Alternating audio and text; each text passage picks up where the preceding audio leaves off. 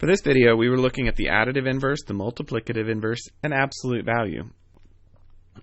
One example of additive inverse was problem number 3 on this worksheet. The problem shows us negative 5/8, which basically means that that is 5/8 of the way into the negative range on our number line.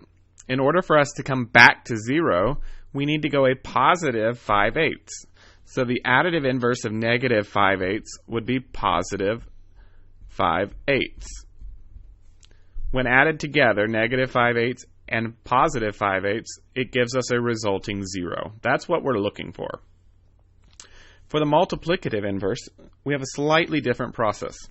Instead of looking to get to 0, which would be easy with multiplying, anything you multiply with 0 becomes 0, we're looking to get a positive 1 as our solution.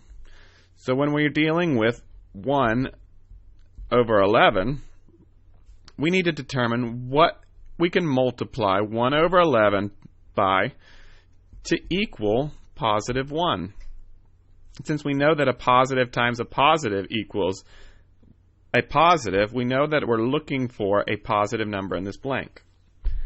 Now, you should already know by now that multiplying a fraction by its reciprocal will equal 1. So in this case, we're looking for 11 over 1 to equal 1. So 1 times 11 is 11 in a numerator, 11 times 1 is 11 in the denominator, and that would simplify to 1.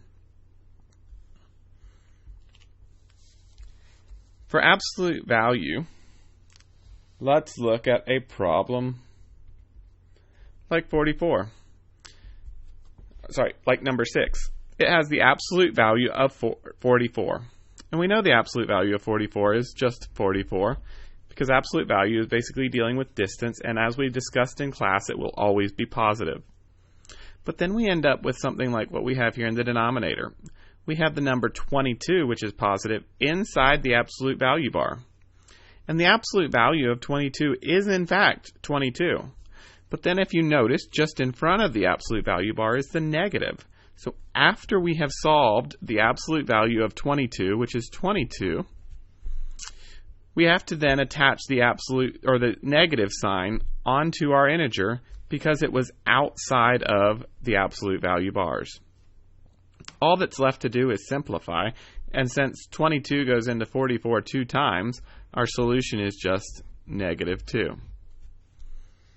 Now, as you also remember, anytime you have a negative inside the absolute value bar, we're simply looking for its distance from 0. So, negative 4 is 4 units from 0. So the absolute value of negative 4 is 4. The absolute value of negative 2 is 2. And for this problem, number 8, our solution is simply 8. Hopefully that helped you clear up additive inverse, multiplicative inverse, and absolute value.